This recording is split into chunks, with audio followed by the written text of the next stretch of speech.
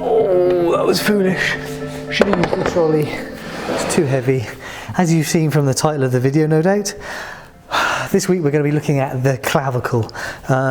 We've looked at the scapula in detail before, we've looked at many of the muscles of the shoulder, we've looked at the shoulder region in general, and the humerus and glenohumeral joint and blah blah blah blah blah. So let's not leave out the clavicle because it is an important part of the shoulder girdle. We'll talk about the bone, the bony bits, ligaments, muscles that attach to it, stuff like that, and the joints. And I'll talk a little bit about my own clavicle, my collarbone that I fractured, to give you a bit of insight into what that can be like.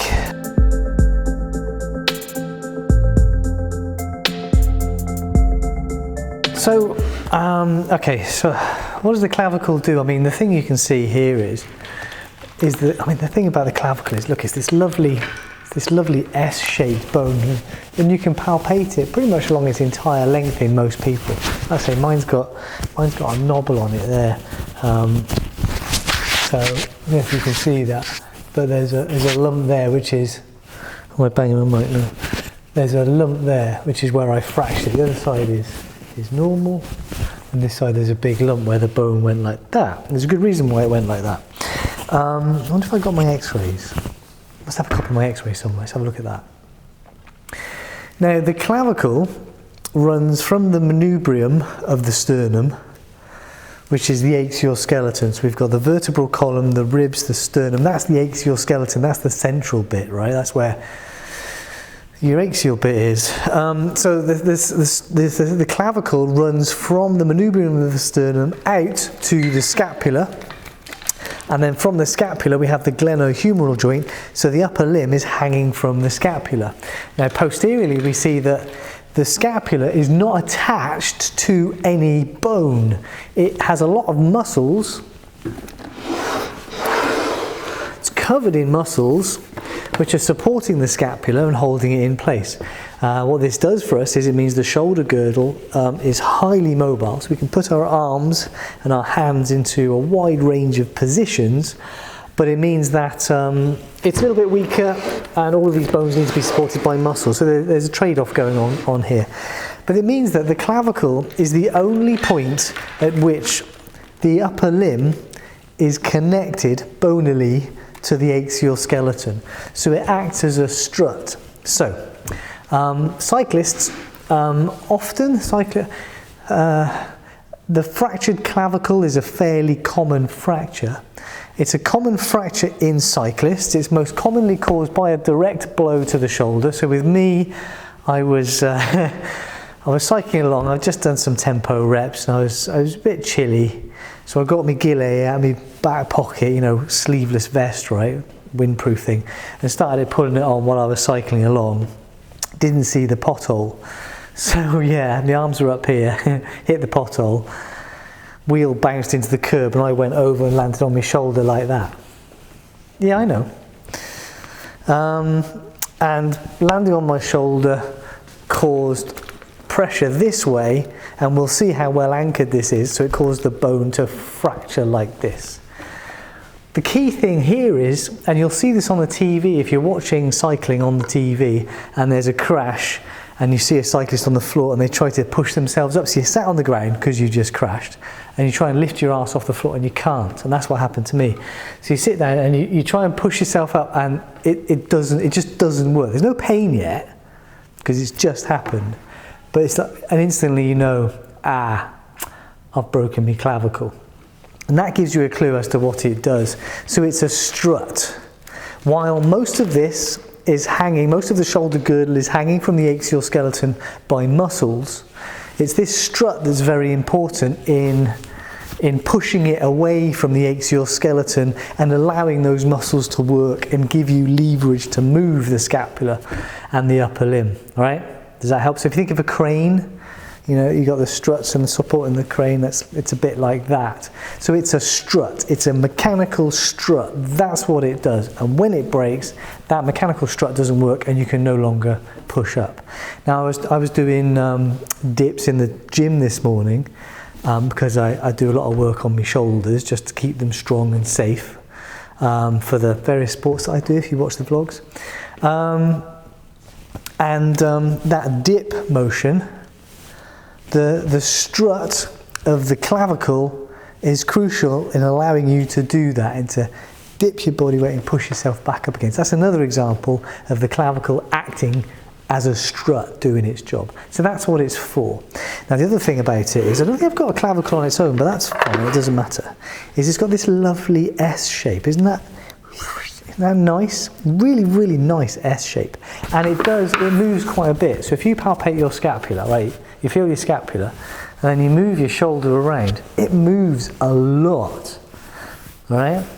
So it's got a joint at either end, it's got a whole bunch of ligaments. We'll look at the bony bits, we'll look at the joints at either end, we'll look at the ligaments, we'll run through the muscles on this guy here, and then we'll talk about a couple of the injuries you can get. So the clavicle is considered to have a double curve. It curves out and then curves, so it curves anteriorly then posteriorly. It's a long bone, but it doesn't actually have any bone marrow, unlike a typical long bone, so it's a little bit special in the way that it develops. It has a sternal end and an acromial end. So this is the scapula here, the coracoid process, and the acromion is up here and it articulates with the acromion, which means we have a sternal facet and an acromial facet. We'll see that in fact the sternal end articulates with the first costal cartilage, the cartilage of the first rib, as well as the manubrious sternum. So this is the shaft here. It's got a couple of lumpy bits. We talk about, well, there's a groove for subclavius under here. Linear anatomy is really hard, isn't it? There's a huge amount to it. There's a huge amount of detail, and the question is always, how much do you need to know? Well, I don't know, because I don't know who you are.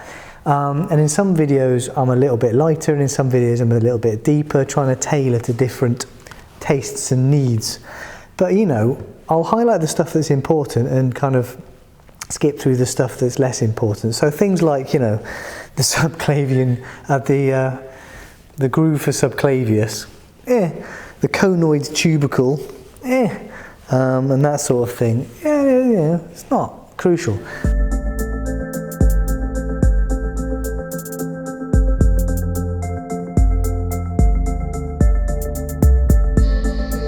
So we'll do the joints first, and we'll add the ligaments on top, all right?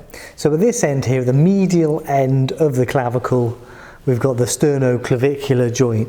So the sternal facet of the clavicle articulates with the manubrium of the sternum and the rib of the first, and the cartilage of the first rib. It's a synovial joint.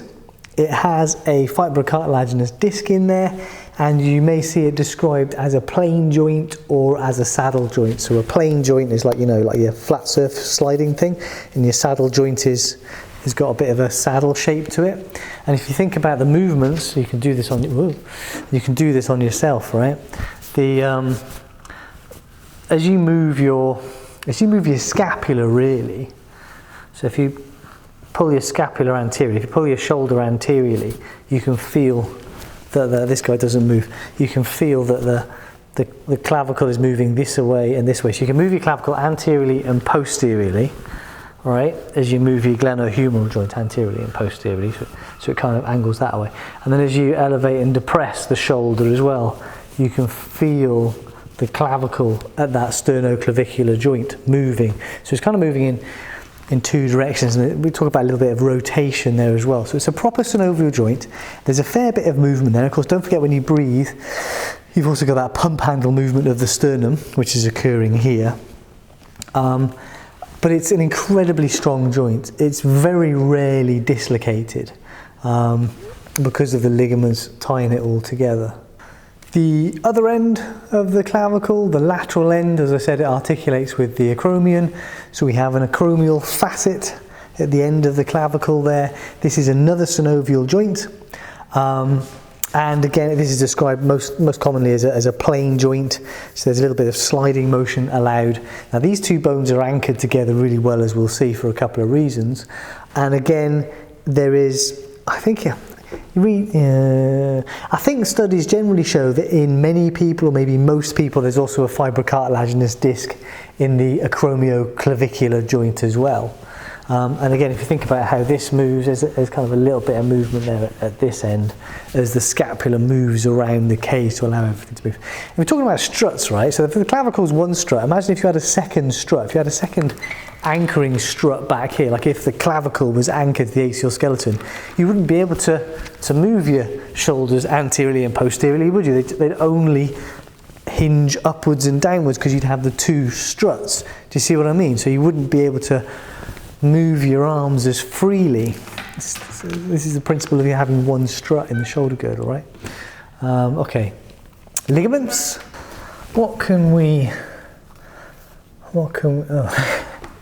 was going to look for the sternoclavicular ligaments. There's no sternum. We've got a little representation on here. Manubrium, clavicle, ligaments up here. We've got ligaments running between the sternum and the clavicle. So these are sternoclavicular ligaments, really, really tough, covering the synovial joint capsule. We've got an anterior sternoclavicular ligament and we've got a posterior sternoclavicular ligament. So that's two. Now there's another ligament, shall I get some tape, running between the first rib and the cartilage of the first rib and the clavicle. And that's a costoclavicular ligament, right?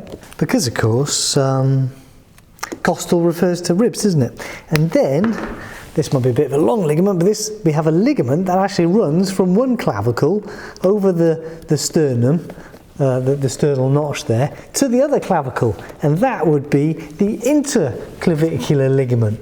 So all of those ligaments, and they're tough ligaments, are reinforcing the sternoclavicular joint. So you can see why that joint is really, really strong and very rarely dislocated. And of course, if you think about it, okay, this is all supported by muscles, but your upper limb is a big thing. So that's anchoring all of that to the axial skeleton. And the muscles are doing a lot of anchoring as well. The muscles are bigger and stronger, but you know, you get the idea. Okay, other end then. Other end. So on this one we can see the ligaments. So remember on the clavicle we've got two lumpy bits here. We've got the coracoid process, named after the beak of a bird. Coracoid's like a beak poking through there. And we've got the acromion. We are particularly interested in the acromioclavicular joint, the AC joint, and there is an acromioclavicular ligament surrounding that joint capsule and supporting that acromioclavicular joint, making it also a very, very strong joint.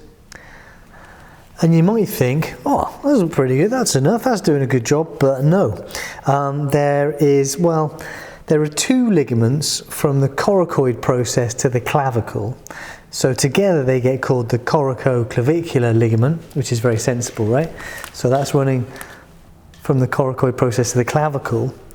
And maybe you can see the benefit of this in that the upper limb here is hanging from the scapula. This is where the glenohumeral joint is.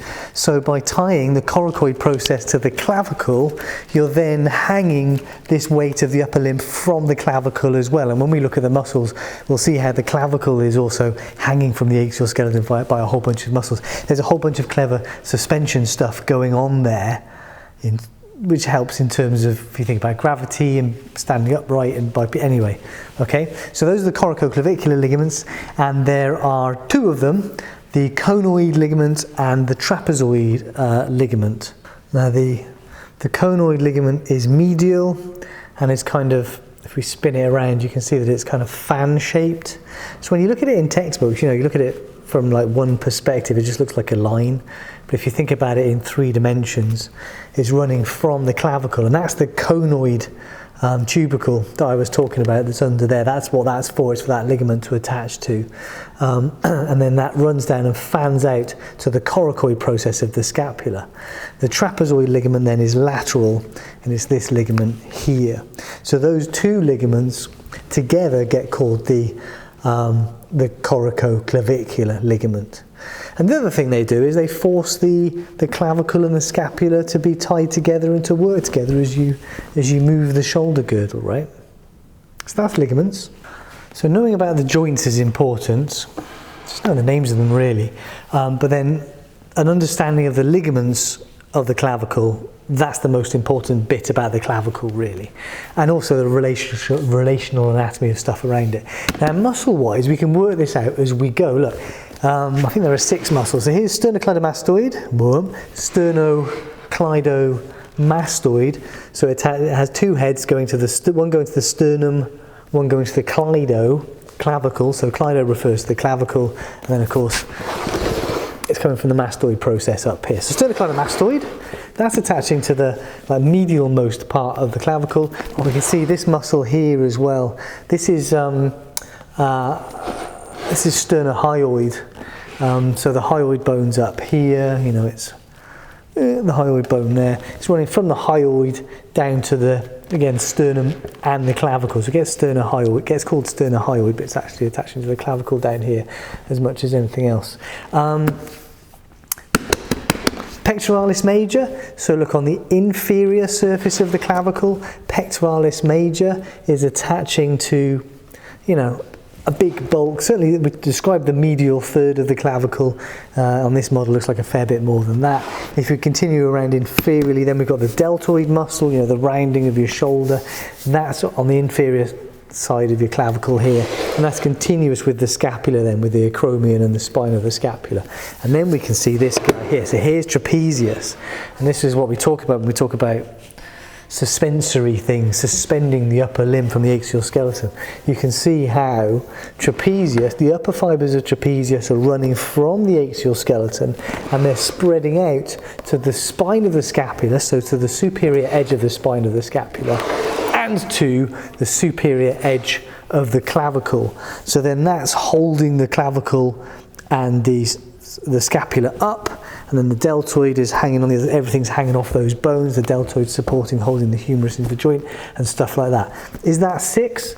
1, 2, 3, 4, 5. I've missed one.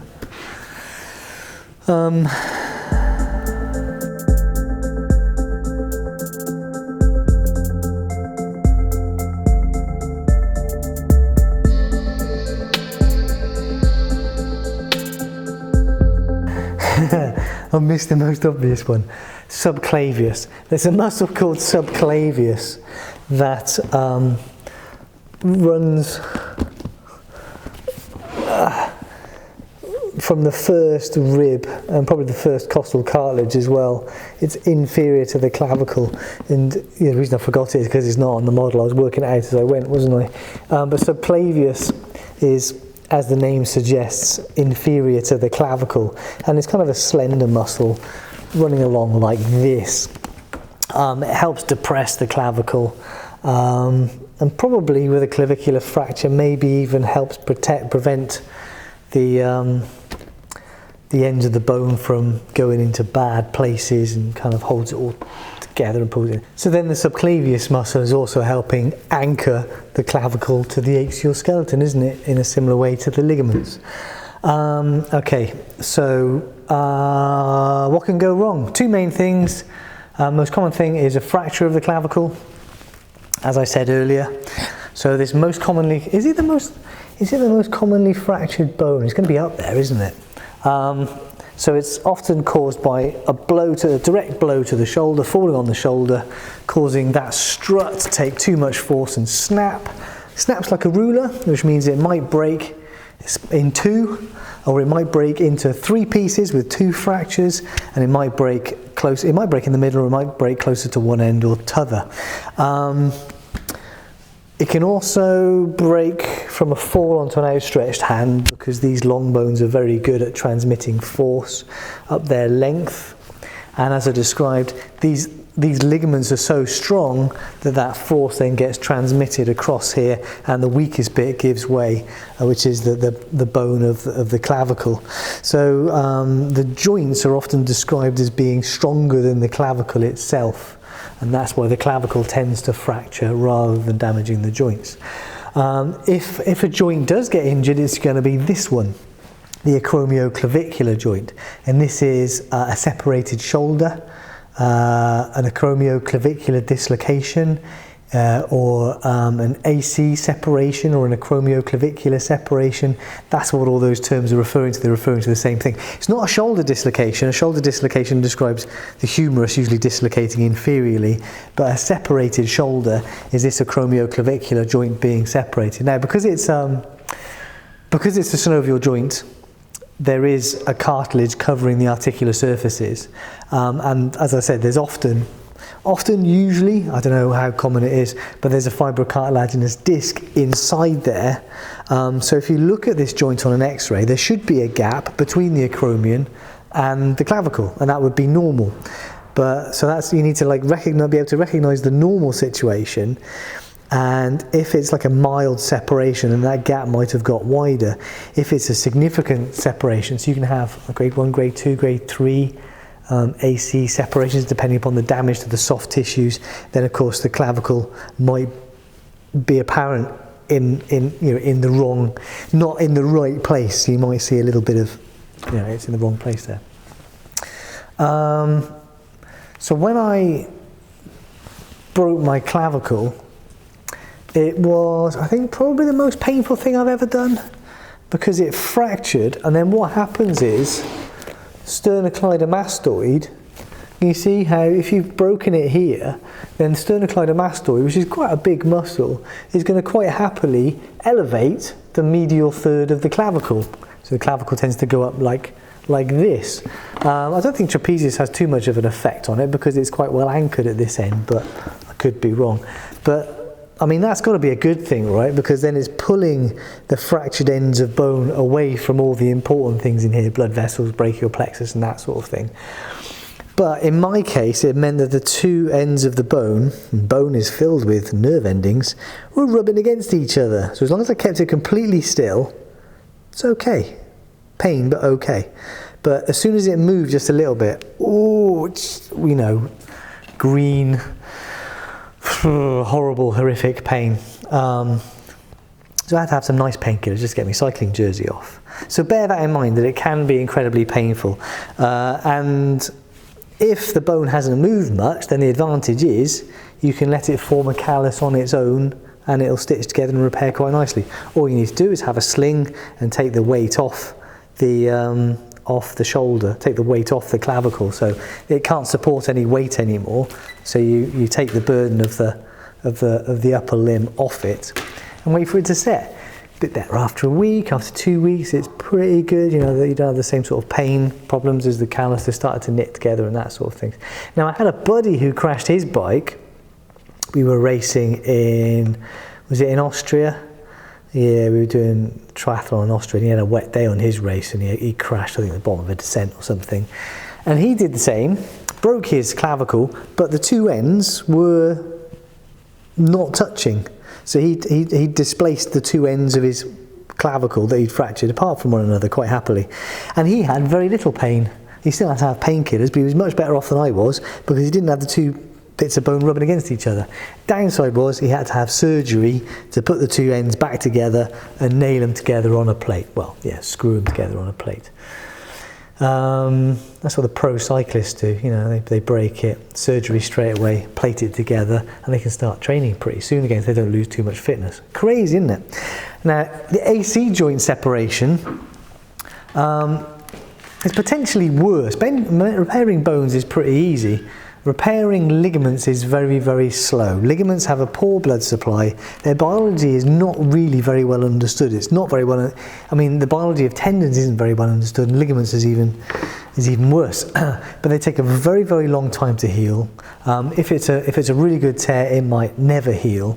And again, you might use surgery to repair that, or you might just have a conservative approach and not bother, just sling the arm until everything starts to repair a little bit. Another one of the anatomists here, Andy, did that. What did he do? He came off his motorbike, bombing along, came off his motorbike, flying along the floor, no problem, till what did you hit, a lamppost or something? And then of course you hit it that way, and then you pull the acromion away from the clavicle. So instead of having a blow this way, which tends to fracture which tends to fracture the clavicle, you had a blow this way, which then pulls the scapula away from the clavicle, and you tear that joint. Even though it's a really, really tough joint. And these collarbone ligaments here as well, and a really, really serious separation, these can be torn as well. And then you've got a bigger problem because it's, you know, the joint's looser and you're not supporting the weight of the upper limb off the clavicle so well anymore.